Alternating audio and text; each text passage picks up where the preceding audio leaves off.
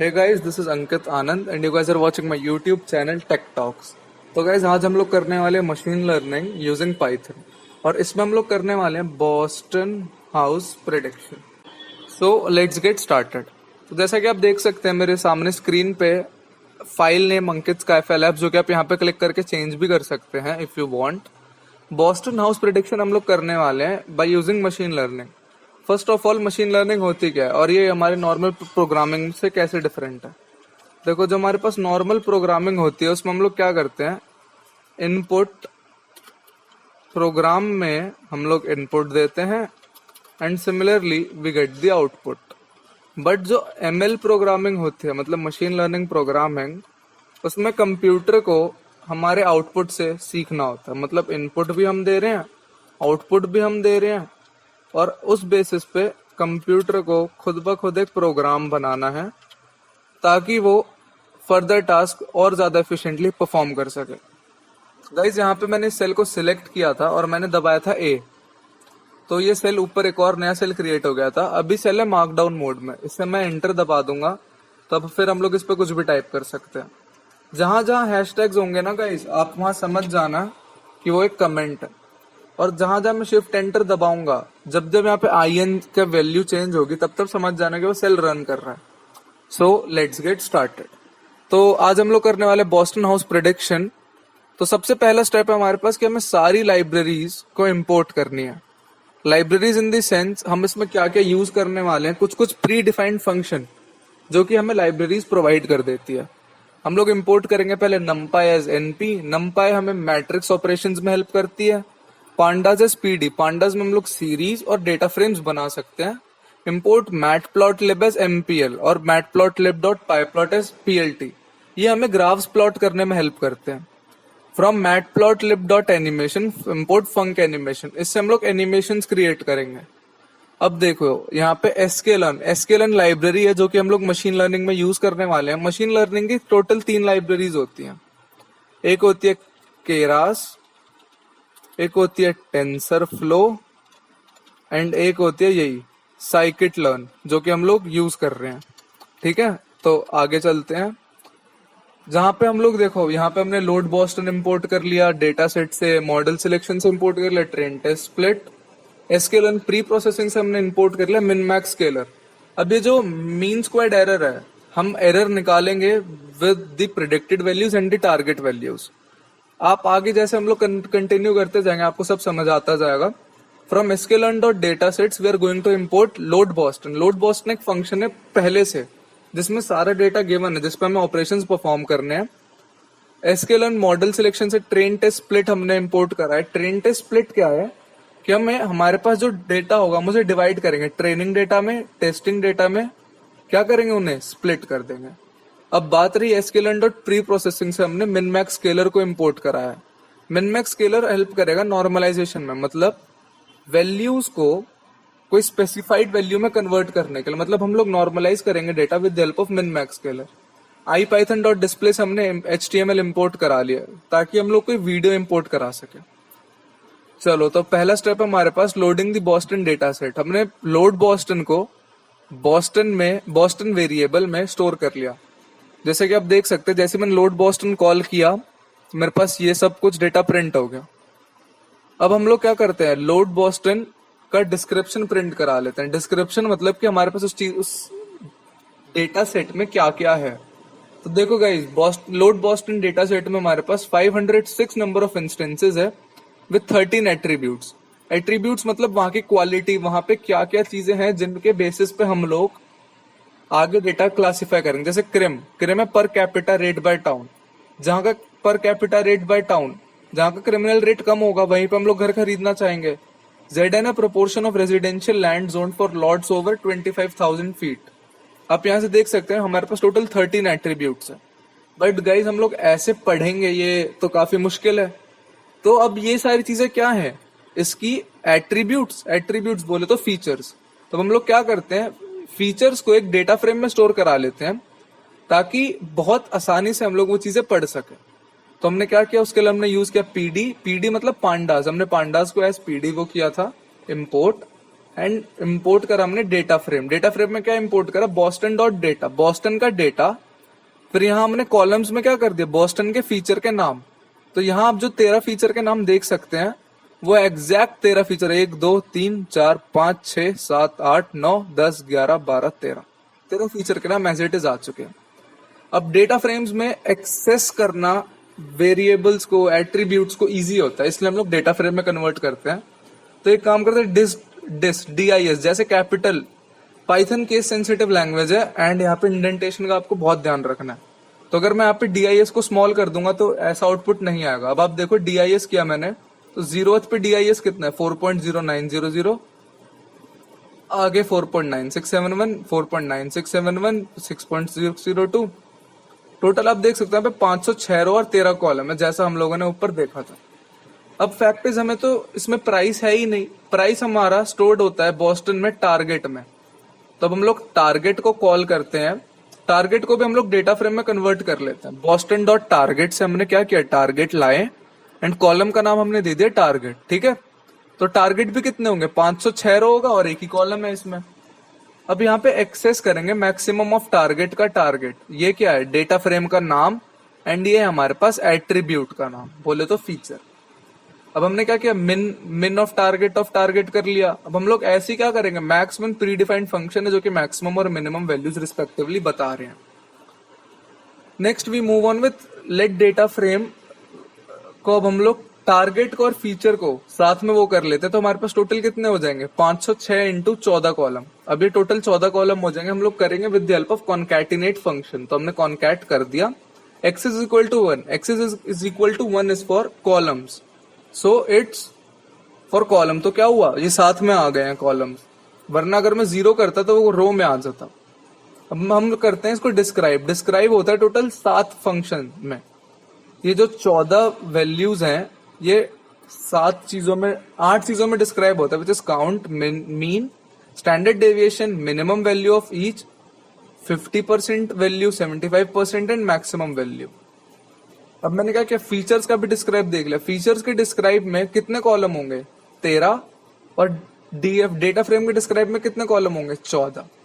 ठीक है, आप ये देख सकते हैं। अब हम लोग क्या करें, कोरिलेशन निकालें। कोरिलेशन हम लोग इसलिए निकाल रहे हैं ताकि हमें पता लग जाए कि कौन सा एट्रीब्यूट टारगेट के साथ बेस्ट फिट करेगा। तो इसके लिए हम लोगों ने यूज किया कोरिलेशन ऑफ पियर्सन। हमने क्या, कोरिलेशन ऑफ एब्सोल्यूट वैल्यू निकाली हमने सबकी for each attribute with target for ATTR in list feature. फिर हमने क्या किया, इसे प्लॉट कर दिया। फिर हमने जब देखा कि L stat is having the maximum correlation with the target variable, तो अब जो भी चीजें परफॉर्म होगी वो टारगेट वेरिएबल पे होगी, वो L stat वेरिएबल पे होगी विद टारगेट। मतलब हम टारगेट को अब L stat वेरिएबल के साथ कंपेयर करेंगे and we will get the predictions for the prices. तो अब हम लोग चलते हैं वैल्यूज बिफोर नॉर्मलाइजेशन। अभी आप देखो तो ये वैल्यूज 24, 21.6, मतलब कोई स्पेसिफाइड रेंज के बीच में नहीं है। इसको करने के लिए मैंने क्या बोला था, हम लोग मिन मैक्स स्केलर का यूज करने वाले हैं। तो एक्स स्केलर को हमने दे दिया मिन मैक्स स्केलर में, फिर हमने फिट ट्रांसफॉर्म किया है और एक्स को रीशेप किया -1 से 1 के बीच में। फिर हमने एक्स को कॉल किया। देखो इतना करने के बाद अगर हम आफ्टर वो करते हैं प्रिंट, तो स्पेसिफाइड रेंज में आएगा विच इज 0 to 1, 0 से 1 के बीच ही वैल्यू आएगी, उससे पार वैल्यू नहीं जाएगी। अब हम लोग ये कर रहे हैं तो हमें लॉस फंक्शंस को भी ध्यान में रखना पड़ेगा। लॉस फंक्शन जितना कम उतना बढ़िया हमारा प्रिडिक्शन। तो बात रही लॉस फंक्शन की, तो एक एग्जांपल देखते हैं जिसमें हम लोग साइन वैल्यू में थोड़ी नॉइज ऐड करेंगे एंड देन हम उनमें निकालेंगे कि उनमें मीन स्क्वायर्ड एरर कितना है। हमने मीन स्क्वायर्ड एरर इंपोर्ट की थी library with the help of sklearn.metrics। ठीक है, तो अब हम लोग चलते हैं और ये हमने साइन वैल्यूज नॉर्मल उससे कर लिया। जिसको पाइथन आती है उसे समझने में काफी आसान होगा। फिर हम लोग नॉइज इंट्रोड्यूस करेंगे with noise equal to 0.5। Noisy sine values में क्या होगा, साइन वैल्यूज प्लस np.random.uniform, ये फंक्शन होता है फॉर इंट्रोड्यूसिंग नॉइज। फिर हम प्लॉट कैसे करते हैं, एक्स को और नॉइजी साइन वैल्यूज को प्लॉट किया। आप ये देख सकते हैं कि ये साइन वैल्यू का ग्राफ है एंड ये एक नॉइजी साइन वैल्यू का ग्राफ है। फिर अब हम लोग करेंगे कि इन दोनों को साथ में प्लॉट करेंगे विथ plt.plot। दोनों हमने साथ में दे दिया, बट हमने क्या किया, जो साइन वैल्यूज है उसका कलर दे दिया ब्लू एंड रेड वाली का दे दिया, नॉइजी साइन वैल्यू का दे दिया हम लोगों ने रेड। तो आप देख सकते हैं कि इसमें काफी ज्यादा कंस्ट्रिक्शंस है। तब हम लोग इनके बीच का मीन स्क्वायर्ड एरर डिफाइन करेंगे। तो हमने मीन स्क्वायर्ड एरर सिंपल होता है, उसे डायरेक्ट कॉल कीजिए। आपको जो दो पैरामीटर का निकालना है आप उन्हें डालिए and you can calculate the mean squared error. अब याद है मैंने कहा था कि अब हम लोग डेटा को स्प्लिट करेंगे, तो अब हम लोगों ने सिर्फ 20% डेटा लिया है एज टेस्टिंग डेटा। हमने 20% डेटा अलग कर लिया, हम उसी पे ट्रेन टेस्ट सब करेंगे। पहले हम लोग डेटा को ट्रेन करेंगे, फिर टेस्ट करेंगे, फिर और अगर अच्छा नहीं हुआ दोबारा ट्रेन दोबारा टेस्ट। लेकिन ये सारा चीज हमारा सिर्फ 20% डेटा पे ही होगा, हम बाकी 80% डेटा को नहीं टच करेंगे। तब हम लोग इसके लिए वेरिएबल्स डिफाइन कर देते हैं, x train x test, y train Y test. और हम लोग इस पे क्या डाल रहे हैं, ट्रेन टेस्ट स्प्लिट। ये sklearn का ही एक फंक्शन है। एक्स में हमने वैल्यू डाल दी X train x test, Y में डाल दी वाई ट्रेन वाई टेस्ट, और इनका टेस्ट साइज कितना ले लिया 0.2, which indicate that 20% of data is randomly sampled as testing data. अब मीन स्क्वायर्ड एरर हमने साइन में कैलकुलेट कर लिया था, बट हमें मेन चीज मीन स्क्वायर्ड एरर किस में कंप्यूट करना है, हमारी बॉस्टन हाउसिंग डेटा में। तो अब रही बात इसमें अब हम लोग कैसे करेंगे, हमें 3 फंक्शन की जरूरत पड़ती है, which is error function, update function and gradient descent function. हम लोगों ने यहाँ पे एरर फंक्शन को डिफाइन किया जो कि 4 पैरामीटर लेता है, mx ct। अब एरर फंक्शन को हम लोगों ने ऐसे डिफाइन किया है, अपडेट फंक्शन लेता है हमारे पास 5 parameter, which is mx ct और लर्निंग रेट। अब यहाँ पे m is equal to m minus gradient of m into learning rate. Gradient of m है जो हम लोगों ने यहाँ निकाला। अब ग्रेडियंट ऑफ m ने हमने कैसे निकाला है, by dividing this function by m। Gradient of m कैसे निकालते हैं, by dividing the function by m। Gradient of c कैसे निकालेंगे, by dividing the function by c। Similarly फिर हम लोग ग्रेडियंट डिसेंट फंक्शन अप्लाई करेंगे। अब यहाँ पे हमारे पास इनिट m इनिट c, ये है हमारे पास initial values of m, initial values of c। x is the variable, t is the target variable, learning rate is defined by the variable as you can see on the screen, number of iterations are shown by iteration, and the error threshold. error threshold देखो, error threshold अगर ज्यादा हुआ तो क्या होगा, gradient descent वहीं stop हो जाए, क्योंकि एरर थ्रेशोल्ड से एरर हमेशा हमारा या तो कम होना चाहिए या तो बराबर होना चाहिए। अब जैसे जैसे चलता रहेगा हमारे पास ग्रेडियंट डिसेंट फंक्शन आप ऐसे आप ग्रेडियंट डिसेंट फंक्शन ऐसे डिफाइन कर सकते हैं। अब हम लोग करेंगे डिसेंट फंक्शन को run. Initial value of m, c, learning rate, iteration और एरर थ्रेशोल्ड की वैल्यू हम लोग देंगे, and mc error mc values gradient descent function को हम लोग यहाँ पे एज इट इज कॉल कर देंगे। अब ये देखो, ये परसेंट टाइम, ये एक मैजिक फंक्शन होता है जो कि टाइम निकालने में हेल्प करता है। अब हम लोग करने वाले मॉडल का विजुअलाइजेशन। हम लोगों ने 5 इंटरवल इसलिए लिया ताकि हमारे पास जो फिगर है वो अच्छी आए, एंड आप इसे अपने सीपीयू की कैपेबिलिटी पे यूज कर सकते हैं। जितना अच्छा सीपीयू आप उतनी वैल्यू ज्यादा ले लीजिए, ग्राफ अच्छा आएगा, पर जो टाइम है ना वो ज्यादा लगेगा उसे प्लॉट होने में। तो हम लोगों ने क्या किया, एमसी वैल्यूज एनिमेशन वेरिएबल में क्या किया, एमसी वैल्यू का 0 से 250 से 5। 0 is the starting point, 250 is the ending point and 5 is the interval. फिर अब हम लोग करते हैं फिगर और एक्सेस को plt डॉट सब प्लॉट्स। अब जो सब प्लॉट्स है हमारे पास वो करते हैं 2 ऑब्जेक्ट रिटर्न करते हैं, एक होता है फिगर और एक होता है एक्सेस। और हम लोगों ने तीसरा डिफाइन किया लाइन फंक्शन, जिसमें हम लोगों ने 2 एम्प्टी एरेज दिए हैं for x and y, and animated हमने ट्रू कर दिया because we want the line to be animated. Animation करने के लिए हमें 2 फंक्शन चाहिए होते हैं, which is init function and update frame function. तो गाइस वो आप देख सकते हैं मैंने यहाँ पे ऐसे डिफाइन कर दिया है, फिर एनएम फंक्शन को कॉल किया, फिर plt डॉट शो। तो आप ये देख सकते हैं कि ये चीज वैल्यूज कितनी ज्यादा यहाँ पे सेम हो रही है, फिर यहाँ पे अलग जा रही है। अब हम लोग करने वाले विजुअलाइज करेंगे एरर इन ग्राफ। अब एरर इन ग्राफ को कैसे विजुअलाइज करेंगे, हमारे पास 2 पैरामीटर होने चाहिए एंड उनका हम लोग मीन स्क्वायर्ड एरर निकालेंगे। अब हम लोग क्या कर रहे हैं, plot the regression line on training set, plt dot scatter X train Y train colour is equal to blue. यहाँ पे हमने रिग्रेशन लाइन बनाई of colour red which is of plt dot plot which is done by plt dot plot X train comma Y into mx train plus C. मतलब y is equal to mx plus C होते हैं। तो आप सबको पता है अगर हम लोग x ट्रेन दे रहे हैं इनपुट तो y ट्रेन क्या हो जाएगा, m into X train plus C.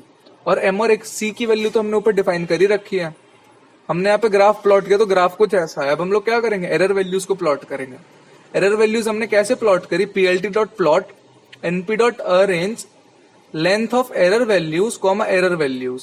मतलब यहाँ पे एरर वैल्यूज की लेंथ आई एंड एक्स एक्सिस में एरर वैल्यूज की लेंथ आई एंड वाई एक्सिस पे एरर वैल्यूज आए। हम लोग लेबल दे देंगे एरर का और आइट्रेशंस का। आप यहाँ देख सकते हैं जैसे जैसे आइट्रेशन बढ़ रही है एरर कम हो रहा है, बट एक टाइम के बाद वो पैरेलल हो जा रहा है। मतलब अब आप कितनी भी आइट्रेशन बढ़ा लो एरर उतना ही रहेगा। तो अब आते हैं हम लोग मेन मुद्दे पे, which is we are going to predict the house prices. तो प्रिडिक्टेड क्या होगा, m y test predicted is y test which is equal to m into x test plus c. Mean squared error किसका निकलेगा, Y test का और predicted का। हम लोगों ने निकाला तो ये कुछ आया इतना। अब हम लोग क्या करने वाले हैं कि जो एक्स टेस्ट वाई टेस्ट और प्रिडिक्टेड वैल्यूज है उन्हें हम लोग डेटा फ्रेम में डालेंगे ताकि हम उन्हें कुछ ज्यादा ही ढंग से रिप्रेजेंट कर सकें and we can easily compare the values. तो गाइज अब हम लोग क्या कर रहे हैं, X target of Y predicted Y, हमने क्या करा इनका डेटा फ्रेम बना लिया by PD dot data frame. अब now let's plot the predicted values and target value in a graph for better representation. Guys एक बात याद रखना, हमें वैल्यू में चाहिए, मतलब ऐसे वैल्यूज चाहिए, पर अभी हम लोगों ने क्या किया, इसे ग्राफ में रिप्रेजेंट कर रहे हैं by blue colour is representing the target and red is representing the predicted. आप देख सकते हैं लाइन काफी हद तक सेम जा रही है बट लास्ट में जाके थोड़ी कंस्ट्रक्शंस आ गए। इस लाइन की मूवमेंट हम लोग ऐसे देखेंगे ऊपर से नीचे। Predictions are done but prediction हमारे पास कैसी आई है, ग्राफ में, पर अब हम लोग क्या करेंगे, उसे रिवर्ट करेंगे इन नॉर्मल वैल्यूज। हम लोग रिवर्ट कैसे करते हैं, क्या करेंगे, हम लोग पहले प्रिडिक्टेड को, एक्स टेस्ट को और वाई टेस्ट को तीनों को रीशेप कर देंगे फॉर दी वैल्यू -1 to 1, जो कि हम लोगों ने मिन मैक्स स्केलर की हेल्प से किया था नॉर्मलाइजेशन के टाइम पे। फिर अब क्या करेंगे, x test scaled, y test scaled और प्रिडिक्टेड टेस्ट स्केल में इनवर्स ट्रांसफॉर्म लगा देंगे। पर इनवर्स ट्रांसफॉर्म में एक एक्स्ट्रा डायमेंशन आ जाता है जो कि हम लोग एक्स टेस्ट स्केल्ड से रेशो कॉमा -1, ये क्या है, ये कोलन कॉमा -1 का मतलब है रोज नहीं आएंगे, बस इसमें लास्ट कॉलम आएगा, मतलब एक एक्स्ट्रा डायमेंशन इसमें हट गया। फिर अब हम लोग उसे as it is same represent कर देंगे। अब यहाँ पे जिप फंक्शन इसलिए यूज किया हमने ताकि जो भी कॉलम्स है वो साइड बाय साइड है, like x target of y and target of predicted y. अब इसको मैं 2 डेसिमल्स तक कर देता हूं ताकि हम लोग इतने ज्यादा रो एंड कॉलम ना देख पाए। करने के बाद देखिए 0th आइटरेशन में 14.4 टारगेट एंड प्रिडिक्टेड वैल्यू बिल्कुल ही सेम हो जा रही। So guys hence the prediction on Boston housing prices is completed. Thank you. This is done by Ankit Anand and the course is done from Skyfi Labs. And this is a project which needs to be submitted there. तो guys अगर मैं कह सकता हूँ कि इसमें काफी doubts आएंगे, बट अगर आप लोग चाहते हैं तो मैं इसका प्रॉपर मशीन लर्निंग की एक वीडियो दोबारा से बना के डाल दूंगा with a good playlist of 20 to 25 videos of minimum time. पर उसके लिए आप कमेंट जरूर करना and if you like the video do subscribe my channel and thank you for watching.